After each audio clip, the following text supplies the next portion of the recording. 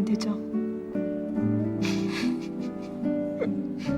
कैसे लगे इंसान को जब वो हर रोज बदल जाए, कभी लड़का बन जाए तो कभी लड़की, कभी कोई बूढ़ा शख्स तो कभी कोई बच्चा बन जाए। मूवी का मेन कैरेक्टर जिन नाम का एक लड़का है जिसका कोई एक फेस नहीं है बल्कि वो चेंज होता रहता है और वो अपनी स्टोरी को हमारे सामने एक्सप्लेन कर रहा है। वो कहता है कि जब वो सोकर उठता है तब वो एक नया इंसान बन जाता है। कभी वो कोई बूढ़ा शख्स बन जाता है, कभी बच्चा, कभी कोई जवान लड़की या कभी कोई लड़का। उसकी बॉडी, उसकी पहचान, उसका फेस सब कुछ चेंज हो जाता है, यहाँ तक कि वो फॉरेनर भी बन जाता है। इसके साथ साथ उसकी आवाज और उसकी आई साइट भी तब्दील हो जाती है। इट्स मीन उसे जो भी बॉडी मिलती थी उसकी बॉडी के पार्ट्स एज के अकॉर्डिंग बन जाते थे। यही वजह है कि वो अपने पास अलग अलग आई साइट के ग्लासेस, अलग अलग साइज के जूते और हर जेंडर के कपड़े रखता था। फिर वो बताता है कि उसका प्रोफेशन फर्नीचर डिजाइनिंग है। सबसे पहले वो फर्नीचर्स के डिजाइन अपने हाथों से खुद बनाता था और उसके बाद खुद ही फर्नीचर तैयार भी करता था। जिन हालात से वो गुजर रहा था अब वो उसका आदी हो चुका था, क्योंकि वो नहीं जानता था कि वो नॉर्मल हालत में कैसे आएगा। वो अपने सारे काम ऑनलाइन ही करता था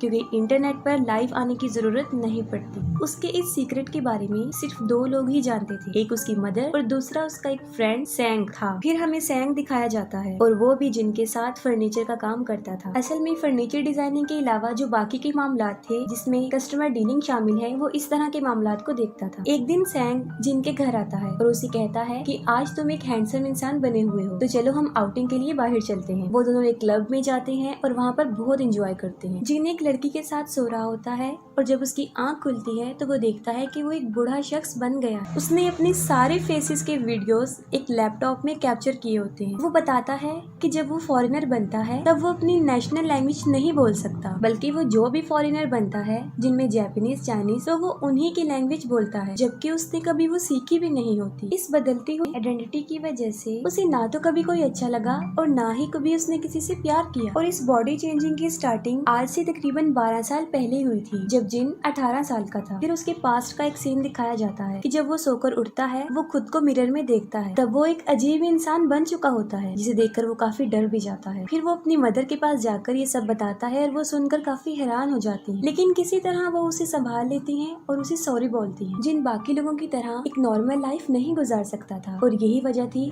कि उसे स्कूल को भी लीव करना पड़ता है। एक तरफ जब उसकी एज के सारे बच्चे स्कूल जा रहे थे तो दूसरी तरफ वो अपनी लाइफ को बैलेंस करने में बिजी रहा। एक दिन सैंग जिनके घर कुछ सामान लेकर जाता है तब एक मिडिल एज लेडी दरवाजा खोलती है और वो सैंग को खाना ऑफर करती है। सैंग समझता है कि शायद ये जिन की मदर है, लेकिन फौरन वहाँ पर जिन की असल मदर आ जाती है। तब उसे पता चलता है कि वो कोई और नहीं बल्कि जिन है। वो काफी हैरान हो जाता है और उसे यकीन नहीं आता कि ये सब कुछ क्या हो रहा है। फिर वो रियलिटी जानने के लिए जिन के बारे में कुछ सवाल उस लेडी से पूछता है, ऐसी बातें पूछता है जो सिर्फ जिन को ही पता थी, जिस पर वो लेडी सारे क्वेश्चंस के आंसर्स बिल्कुल ठीक देती है, जिसे देखकर सैंग काफी हैरान हो जाता है और उस पर हंसना शुरू कर देता है। इस इंसिडेंट के बाद सैंग हर रोज जिन के घर आता था और जिन एक नया इंसान ही बना होता था। वो दोनों बातें करते थे और हमेशा हंसते ही रहते थे। एक दिन जब जिन लड़की बना हुआ था तब सैंग और जिन एक बार में ड्रिंक करने जाते हैं। वहाँ पर सैंग उससे पूछता है कि हम दोनों तकरीबन 15 सालों से फ्रेंड हैं और तुम एक लड़के थे जो कि आज एक लड़की बने हो, तो क्या तुम लड़की की बॉडी में मेरे क्लोज आ सकती हो? ये सुनकर जिन बिल्कुल ऑपोजिट आंसर देता है। वो उसे कहता है कि तुम खुद पर कंट्रोल करो।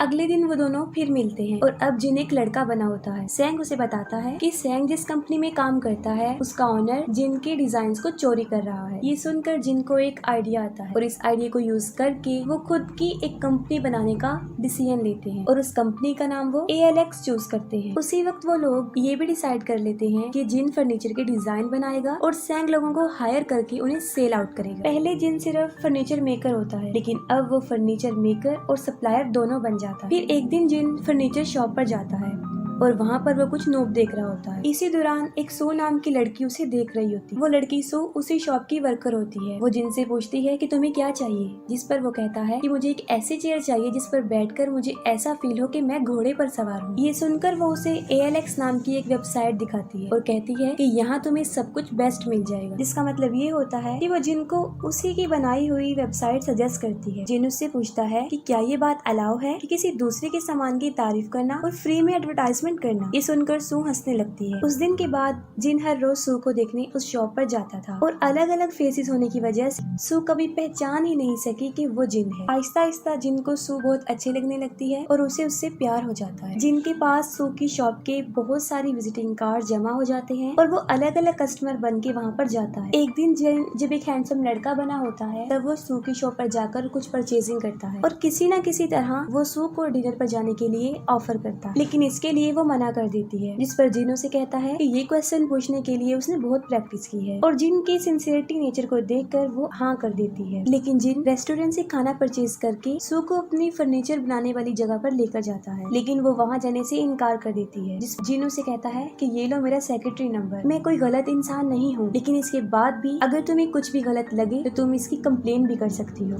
फिर वो दोनों वहाँ पर चले जाते हैं और वहाँ पहुँचकर सू समझ जाती है कि ये ALX फैक्ट्री है, क्योंकि वहाँ के लोग ALX फर्नीचर को बहुत लाइक करते थे। वो दोनों डिनर करते हैं और उसके बाद जिन सू को उसके घर पर ड्रॉप कराता है। फिर वो अगले दिन दोबारा मिलने का प्लान बनाते हैं, लेकिन यहाँ पर प्रॉब्लम ये थी कि अगर जिन सो गया तो वो बदल जाएगा, जिसको देखकर वो हर घंटे का अलार्म लगाता है जिससे कि उसे नींद ना आए और साथ ही वो खुद को दूसरे कामों में बिजी करने की कोशिश करता है कि उसका दिल बहला रहे। अगले दिन वो दोनों मिलते हैं और बहुत ज्यादा एंजॉय करते हैं। सो उससे पूछती है कि तुम ALX में क्या काम करते हो, तो वो कहता है मैं फर्नीचर डिजाइनर हूँ। तभी सैंग भी वहाँ पर आ जाता है और वो दोनों उसे देखकर चुप जाते हैं। इसके बाद सू और सैंग अपने अपने घर चले जाते हैं और जिन वहीं पर बैठकर काम करना शुरू कर देता है और खुद को जगा कर रखने की कोशिश करता है। अगले दिन वो दोबारा मिलते हैं। फिर हम देखते हैं कि जिन कई दिनों से सोया नहीं होता और नींद की वजह से पिछली रात जब वो सू को बस में ड्रॉप करने जा रहा होता है तब वो बस में ही सो जाता है। जब बस अपने स्टेशन पर उतरती है तब उसकी आंख खुलती है और वो नोटिस करता है कि अब वो एक मिडिल एज इंसान बन चुका। स्टेशन पर पहुंचकर वो देखता है कि सू उसका वेट कर रही है और वो वहाँ पर होने के बावजूद भी उसके करीब नहीं जा सकता था, क्योंकि अब वो एक आदमी बन चुका था जो कि एक हैंडसम लड़का था और सू उसे देखकर घबरा जाएगी। इतनी ही देर में सू के पास उसकी बॉस की कॉल आती है और वहाँ से चली जाती है। वो जिन को काफी कॉल्स करती है लेकिन वो रिसीव नहीं करता और उसे एक सॉरी का मैसेज ड्रॉप करता है। यहाँ पर जिन समझ जाता है कि उसकी ब्यूटीफुल लाइफ की एंडिंग हो चुकी। सू का रिप्लाई आता है, वो कहती है कि तुम कहाँ हो, मैंने तुम्हारा बस स्टैंड पर बहुत वेट किया। जिन डिसाइड करता है कि वो सू को ऐसे ही बगैर बताए नहीं छोड़ देगा, बल्कि वो सारी रियलिटी उसे बता देगा। अगले दिन जिन एक लड़की बना होता है और वो सू को कहता है कि वो मेरे साथ चले। वो कहती है कि मैं जिन के बारे में सब कुछ जानती हूँ। वो उसे लेकर अपनी फर्नीचर फैक्ट्री में आती है और जिन उसे अपनी सारी वीडियोस दिखाता है। उसकी अलग अलग फेसेस की सारी वीडियोस सू के सामने रिवील हो जाती हैं। वो सू को ये भी बताता है कि वो एक लड़का है और जब वो सोकर उठता है तब उसका जेंडर चेंज हो चुका होता है और इतने दिन से वो जिसके साथ घूम फिर रही है वो कोई और नहीं बल्कि वही जिन है। सू को इस बात पर बिलीफ नहीं होता और वो वहाँ से चली जाती है। काफी दिन गुजर जाने के बाद भी सू जिन को नहीं भूल रही थी। वो हर वक्त उसी के बारे में सोचती रहती है और फिर एक दिन वो उसकी फैक्ट्री में उससे मिलने जाती है। तब जिन एक जापानीज लेडी बना होता है और वो सू को अंदर आने को कहता है। सू उससे पूछती है कि क्या तुम वाकई ही मुझे लाइक करते हो, अगर हाँ तो तुम्हें मेरी एक बात माननी पड़ेगी और वो ये है कि मैं तुम्हारे साथ सोना चाहती हूँ और तुम्हें अपनी आंखों से चेंज होता देखना चाहती हूँ। सोते वक्त सू जिन से पूछती है कि ये सब कुछ कब से हो रहा है। तब जिन उसके सामने अपनी सारी कहानी एक्सप्लेन कर देता है और इसी दौरान सू को जिन की असल एज जो कि 29 थी पता चल जाती है और सेम एज सू की भी थी। फिर सू उससे पूछती है कि तुमने मुझे ही चूज क्यों किया। जिन उसे बताता है कि मैंने अपनी इस कंडीशन को एक्सेप्ट कर लिया था और इन सब का आदी भी हो चुका था, लेकिन तुम्हें देखने के बाद मैं खुद पर कंट्रोल नहीं कर सका। इसके बाद वो दोनों सो जाते हैं। अगली सुबह जब वो दोनों उठते हैं जिन वहाँ आ जाता है जो एक हैंडसम लड़का बन चुका होता है, यानी अब वो चेंज हो चुका था। जिन काफी खुश हो जाता है कि सू सब कुछ जानने के बाद भी उसके साथ है। इसके बाद वो दोनों एक साथ टाइम स्पेंड करते थे और हमेशा साथ रहते। वो दोनों एक हैप्पी लाइफ गुजार रहे थे। अगले दिन सू जिन की नेक पर एक टैटू बनवाती है जिससे कि ये पहचान हो सके कि वो जिन ही है। एक रात जिन को सू के साथ एक पार्टी पर जाना था, लेकिन वो एक बूढ़ी औरत बना हुआ था। वो सोने की काफी कोशिश करता है लेकिन उसे नींद नहीं आती। पार्टी में सब लोग अपने पार्टनर्स के साथ आए थे लेकिन सू बिल्कुल अकेली थी। सब लोग सू के पार्टनर को देखना चाहते थे और वो उससे पूछते हैं कि वो कहाँ पर है, क्योंकि सब ने सू को अलग अलग इंसानों के साथ देख रखा था। तभी पार्टी में एक लड़का सू का उसी तरह हाथ पकड़ता है जिस तरह के जिन ने उसे कहा था कि वो पहचान ले कि वो जिन ही है। उसे देखकर पार्टी में सब लोग हैरान हो जाते हैं, खास तौर पर सू की बॉस। अगले दिन वो एक लड़की बना होता है और वो सू को अपनी मदर के साथ मिलवाने लेकर जाता है। जिन की मदर सू को थैंक्स कहती है कि वो उसके बेटे के साथ है। फिर सुबह को जिन खुद से सवाल करता है कि क्या सू शादी के लिए एग्री हो जाएगी, क्या मुझे उससे शादी के लिए पूछना चाहिए। और कई डेज वो अपनी वेडिंग रिंग बनवाने में ही स्पेंड कर दे रहे। सू डॉक्टर से बात कर रही होती है। वो अपनी कंडीशन और जिन के चेंज होने की सारी बात बता देती। डॉक्टर सू को टेंशन और डिप्रेशन की मेडिसिन रेकमेंड करता है और अब जिन्हें खूबसूरत लड़का बना होता है। सू से कहती है कि मुझे तुम्हारे साथ गुजारा हुआ वक्त बहुत अच्छा लगता है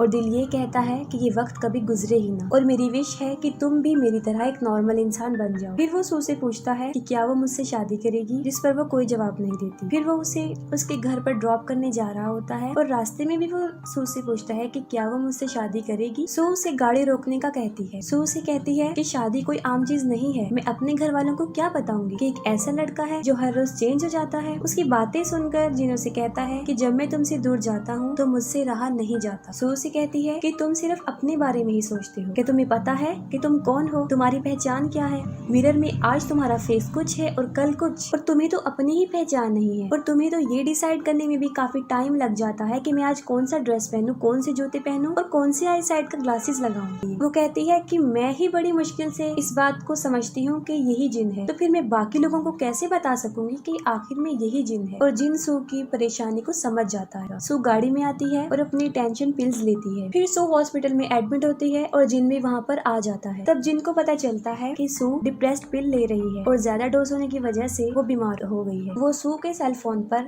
डॉक्टर के साथ होने वाली कन्वर्सेशन को सुन लेता है और उसे इस बात का रियलाइज हो जाता है कि सू की ये हालत उसी की वजह से। अगले दिन वो एक लड़की बना होता है और अपनी मदर के साथ होता है और उसकी मदर उसे एक हकीकत बताती है। वो कहती है जिन बिल्कुल अपने फादर जैसा है, उसके फादर को भी यही बीमारी थी, वो भी चेंज हो जाते थे और उनकी वजह से वो भी स्ट्रेस की मरीज बन गई थी। अपनी वाइफ की हालत देखकर जिन के फादर वहाँ से गायब हो जाते हैं ताकि उसकी वाइफ को ये परेशानी ना हो सके। ये बातें सुनकर जिन भी ये डिसाइड करता है कि उसे भी ऐसा ही करना चाहिए। वो दोनों शाम को मिलते हैं और कुछ वॉक करने के बाद जिन उसे कहता है कि हमें ब्रेकअप कर लेना चाहिए। ये कहते ही वो वहाँ से चला जाता है। ब्रेकअप होने से पहले जिन ने सू को एक चेयर बनाकर दी थी और उस चेयर को देखकर और जिन को याद करके सू रोती रहती है। 10 महीने गुजर जाते हैं और अब सू बिल्कुल नॉर्मल हो जाती है। एक दिन सू की बॉस उसे एक वेबसाइट पर एक मशहूर डिजाइनर की पिक्स दिखा रही होती है, जिसे देखकर सू समझ जाती है कि ये जिन के ही डिजाइन है। उसकी बॉस सू को कहती है कि ये डिजाइन बहुत खूबसूरत है और तुम्हें इसको हमारे लिए बनवाना होगा। फिर उसे ख्याल आता है कि अब तक वो लोगों के बारे में ही सोच रही थी कि लोग क्या कहेंगे, लेकिन असल में वो खुद भी जिन के बगैर नहीं रह रही थी